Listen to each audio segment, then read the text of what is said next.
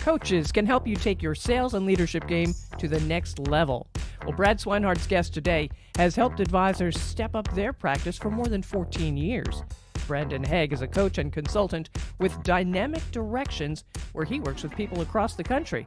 Brad, find out more for us, okay? Go, go, go. Oh, let's get right into it. Brandon, how you doing, buddy? Yeah, I'm doing great, Brad. Thanks for having me on. I appreciate the opportunity.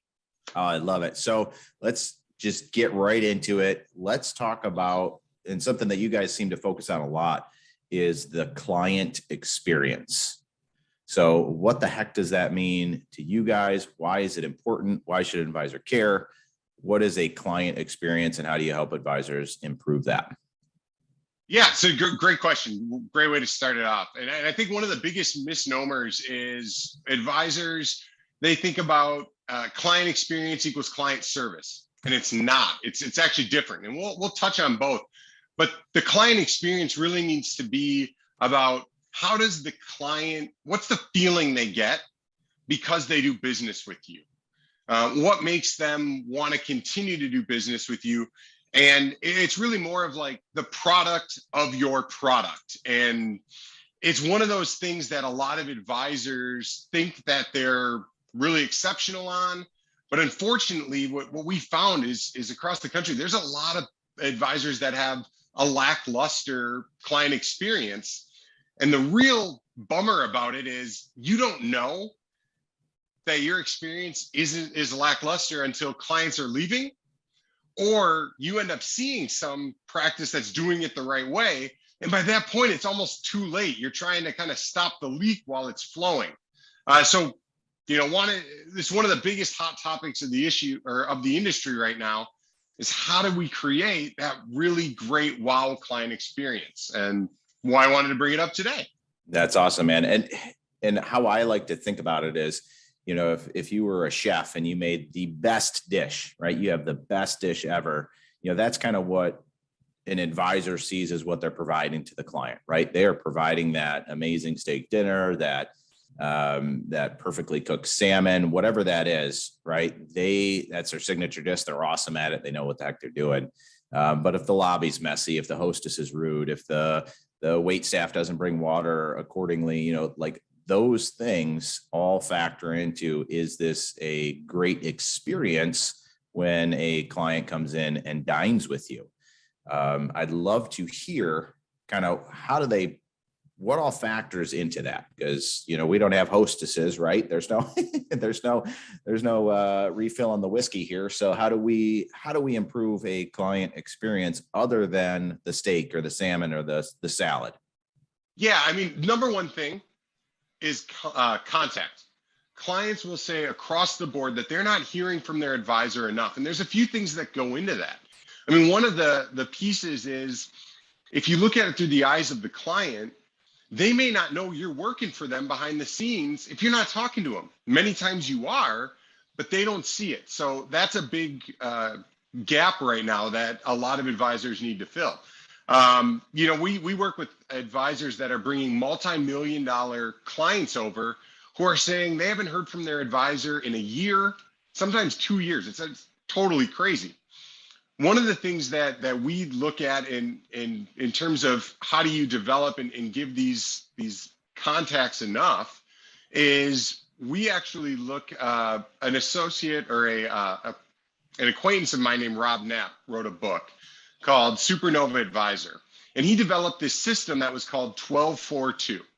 And what he did is he redesigned his practice, took out everyone except for his top 100 clients, and created what he called a first-class private plane experience. So basically, if someone's going to get on the plane, someone has to get off. Those 100 clients, he would raise his minimum. But what he did was 12 times a year, every month, these top clients were getting a phone call. It could be something really simple, 5-minute phone call on, hey, let's make sure your beneficiaries are up to date. Could be, hey, wanted to see if you had any questions about what's going on in the market right now. 12 times a year, they would get reached out to. 4 of those times would be to discuss financial planning topics.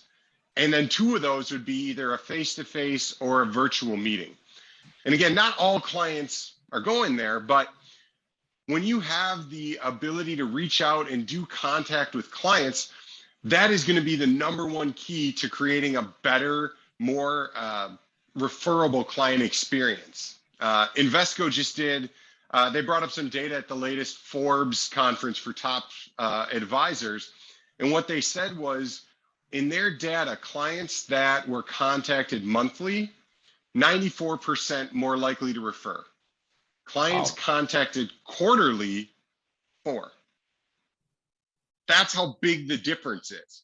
4% to 94% on just getting these contacts. So that's why we say if we can build in a way where you're reaching out every month, that's going to build your experience up and make you incredibly referable. And I think that's something that we say on almost every episode. So if it is, Patrice, don't call me out on it, but it's something that 70% of clients, when they leave their financial advisor, they say it's because they weren't contacted enough.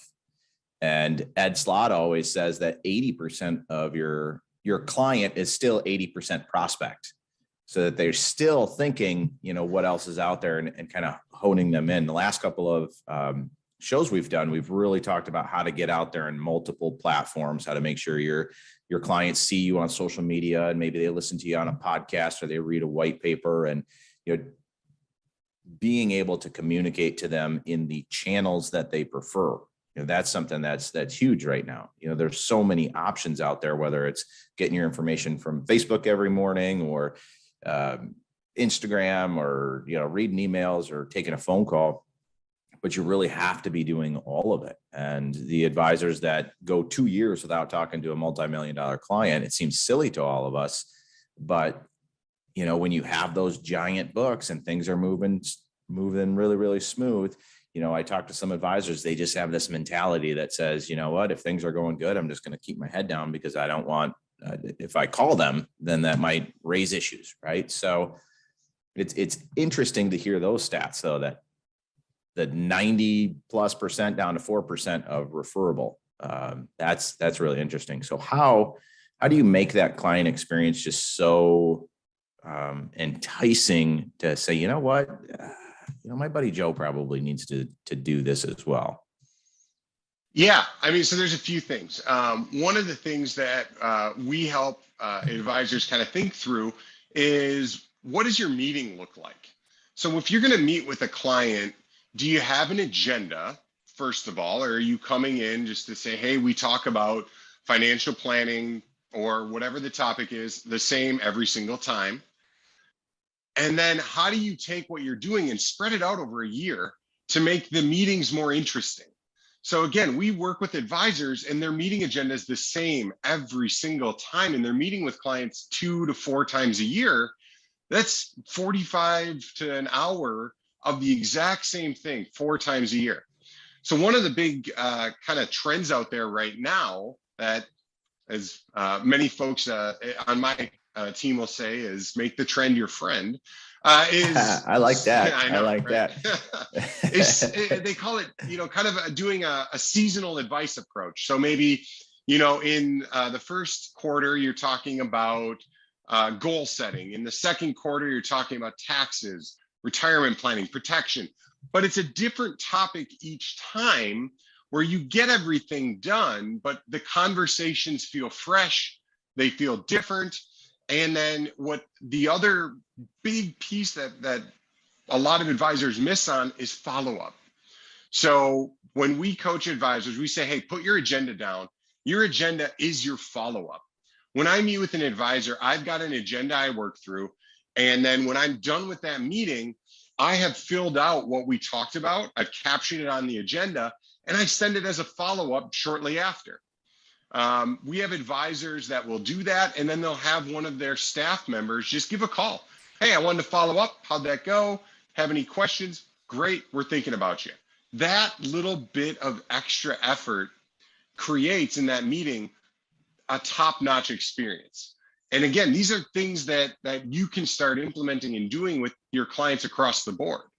And I think in a little bit, we'll talk a little more about, some of those wow moments. But the other thing I'll say that we're seeing, and this is one of the top practices at a huge broker dealer, $4 billion plus under management. What they've decided to do is they're reframing their practice around their clients' values. So when they talk and they prepare a meeting, it's not about here's what I want to talk about. It's more about these are the things that need to get done, but let's talk about your values and what you want to talk about first. And that's how it starts the meeting. And it shows the client we're listening. We know you better than anyone else. And what's important to you is important to us. And it's not my agenda, it's yours. And I'm going to be here to make sure we check some things off along the way. That's some big changes that folks can start doing right off the bat. And it's almost like, we talk so much on this show, and advisors' focuses oftentimes are marketing, getting in front of prospects. How do you show value to people so that they come and do business with you? And it's almost to a point where it's like, well, wait a minute. Once they become a client, all that stuff stops. Now you're doing business. You're doing something totally different. But why they originally came to you often as an education, right? They wanted to learn about estate planning. They wanted to learn about taxes. And okay, well, now I got their business. We don't need to talk about that anymore because I'm taking care of it. Well, they still have those thoughts and questions and concerns. Quite often when we're running seminars, an advisor will call us up and say, hey, I had a current client showed up to my seminar. I didn't invite them. They just came in. I said, well, yeah, they saw an ad to learn about taxes and they came in. That should be a big red flag to you, that if you weren't teaching it, they could be going to get that information from somebody else. And to me, that's a huge missed opportunity with their entire book. They're, generate referrals, especially when you talk about like estate planning and bringing in the future generations, right? Like why would a current client bring in their elderly children, right? Unless tax planning, estate planning, if you can provide that value, it's just a no brainer. So you said something interesting, that wow factor. What the heck is a wow moment, and how do I get that? I want wow moments in my life. I want my clients to be like, wow, right? Yeah, absolutely. Yeah. So that wow experience, it's really moments in time where you can find ways to do what the unexpected is. So we've been talking about what's expected. The clients expect to get contact. Clients expect to get, some decent amount of return. The clients expect to be able to meet with you when they want. What they don't expect is what creates the wow. And really the way that we try to think about this is everyone in the practice needs to have their radar on, their antenna up, to think about where are some opportunities to provide an unexpected experience for some of your top clients. And what's really neat is clients are most likely to refer in the first 90 days of being your client.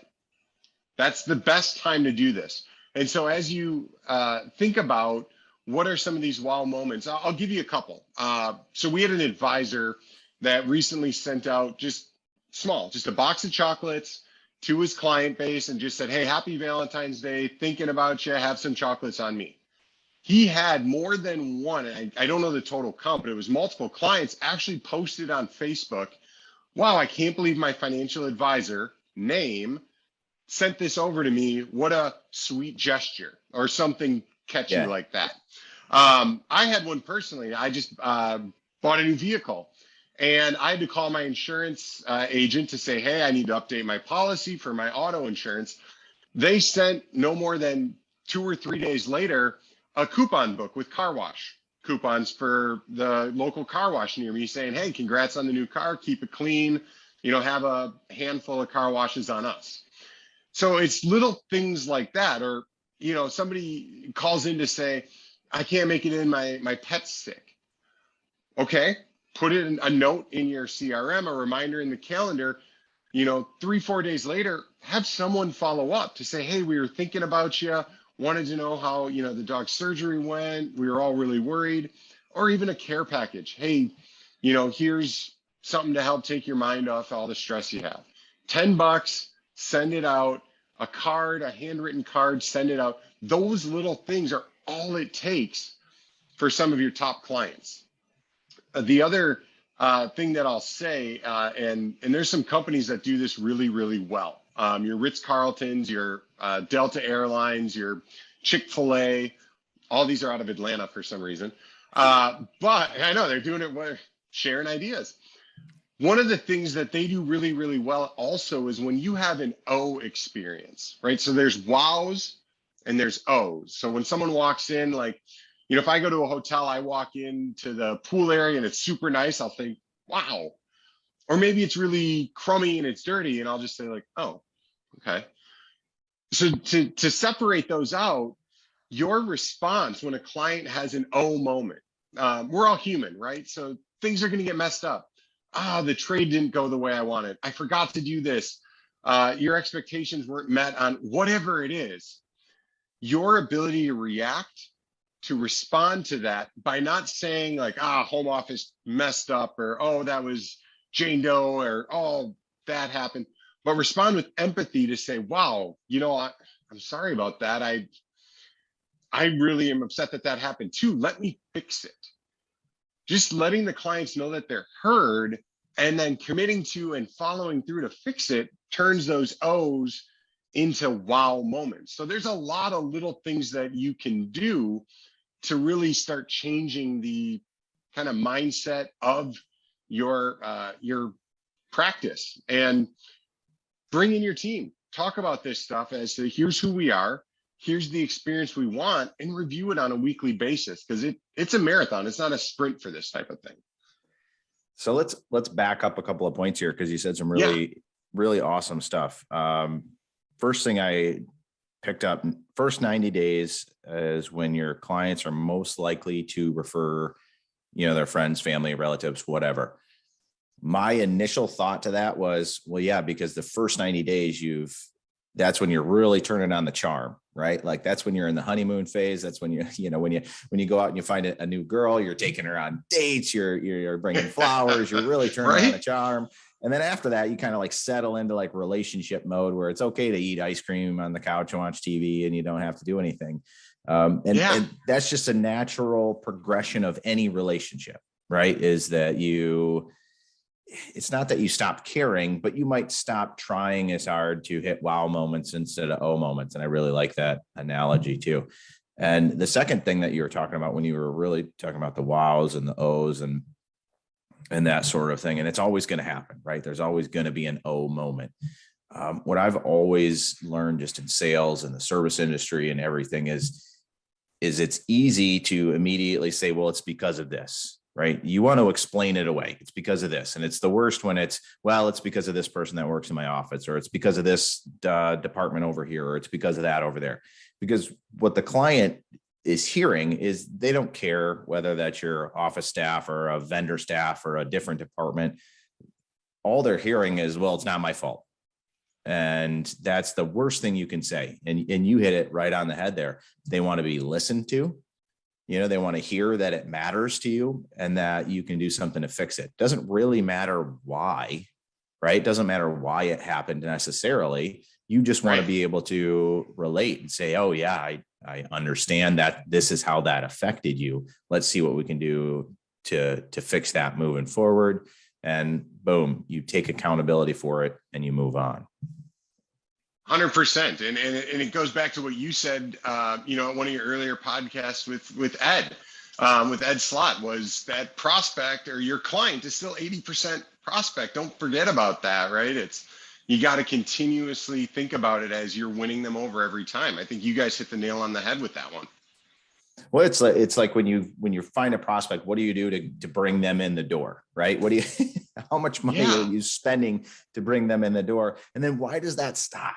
Why does that cost? Oh, I got them. If it's $2,000, $3,000, $10,000 for a client acquisition cost, like, well, why does that stop? Why? I mean, it should reduce, right? Because you're not spraying the masses to find that one client, but it shouldn't go down to nothing. That it's funny that the examples that you're giving, it's very easy to say, well, yeah, just be thoughtful, right? Like it's like, just be thoughtful. Right? And, I'm a 38-year-old male, and I'll tell you what, it's not always easy to just be thoughtful, right? But you can build yourself a system that says, okay, Valentine's Day is coming up. I should remember to buy a gift, or, make plans ahead of time, stuff like that, where you can put reminders in your phone. You can put something in the calendar. You can put it in the CRM, right? Like that's an action you can take so that you don't have to rely on your brain to be thoughtful all the time, right? Put that stuff into action and make it a process if you're not just naturally a nice guy like Brandon is, who just those things just pop into his brain all the time. Well, and you said it right on so I'm 36-year-old male, so not far behind you. But what it is, you can hard to see be it really in the eyes. They're much younger than mine. You're looking good. You don't have I that told stress. you earlier, Yeah. it's the lotion. Moisturize. It's Yeah. lotion. Moisturize. Yeah. I got to Tried to start look doing good that. today. As I'm getting older, I got to focus on that. But one of the things that a lot of folks that we work on is, how do you outsource this?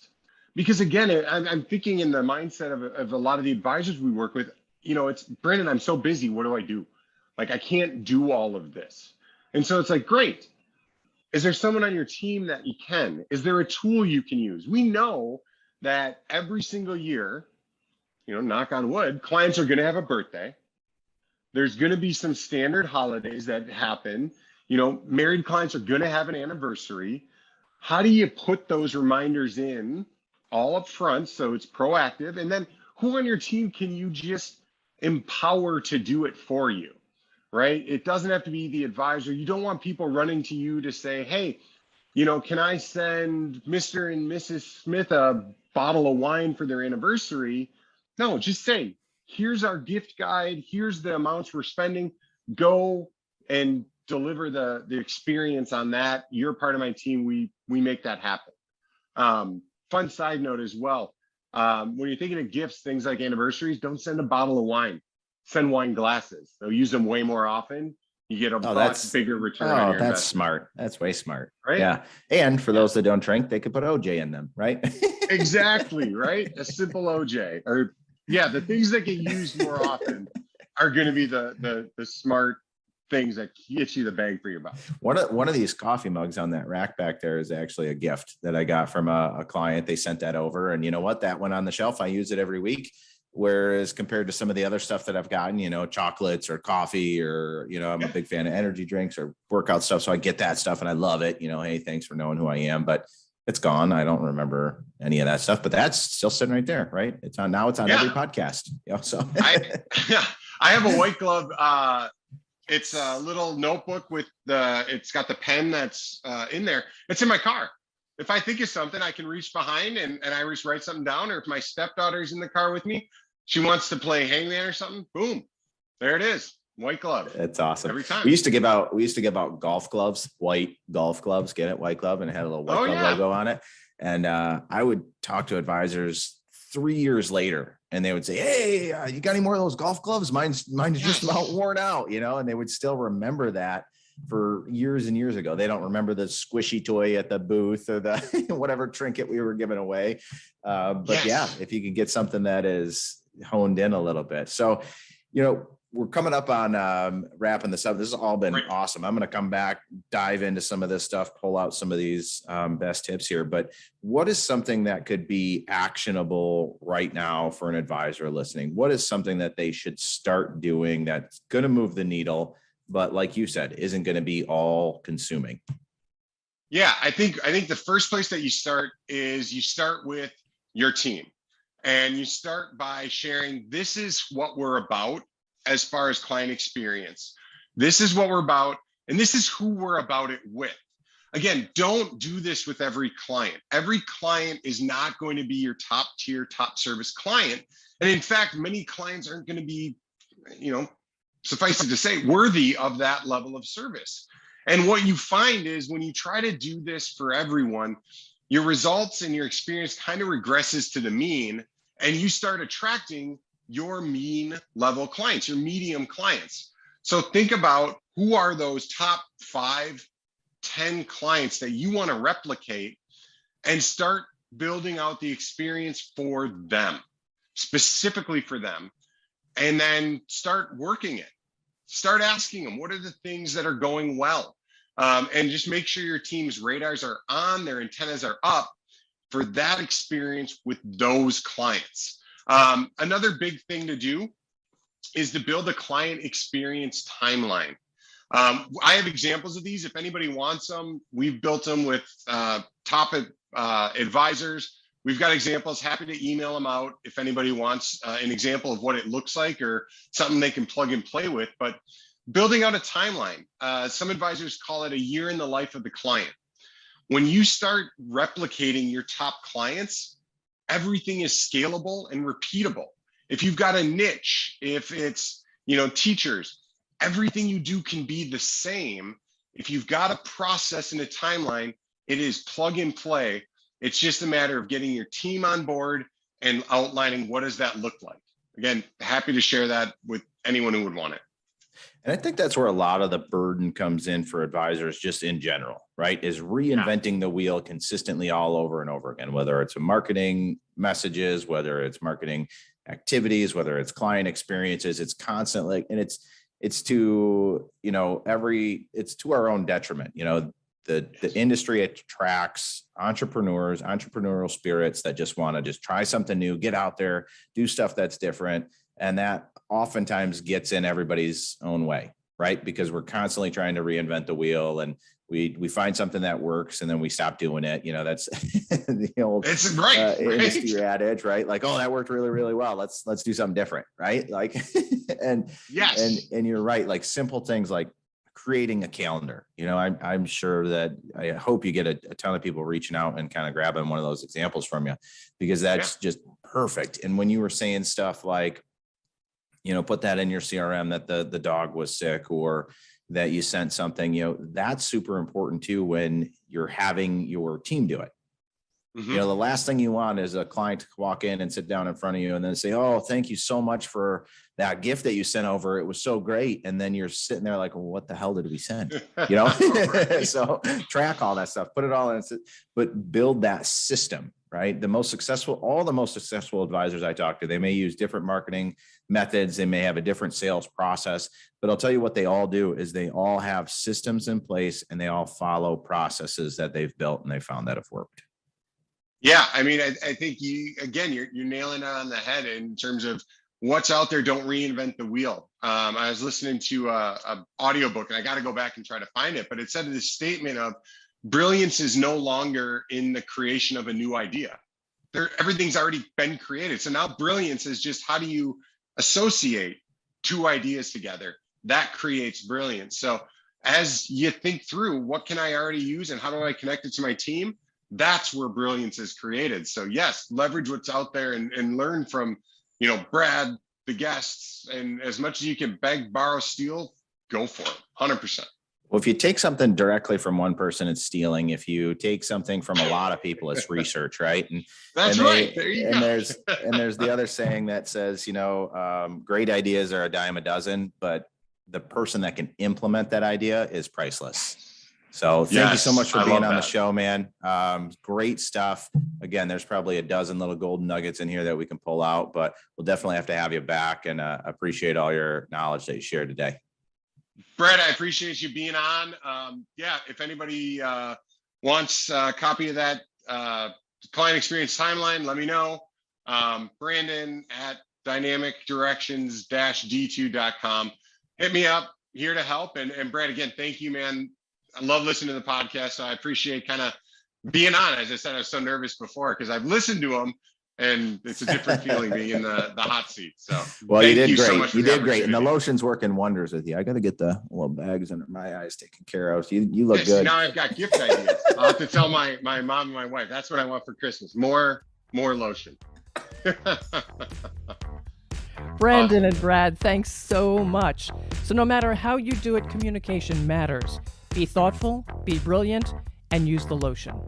Follow this podcast to know what Brad Swineheart and his guests are talking about, and of course, share with friends and colleagues.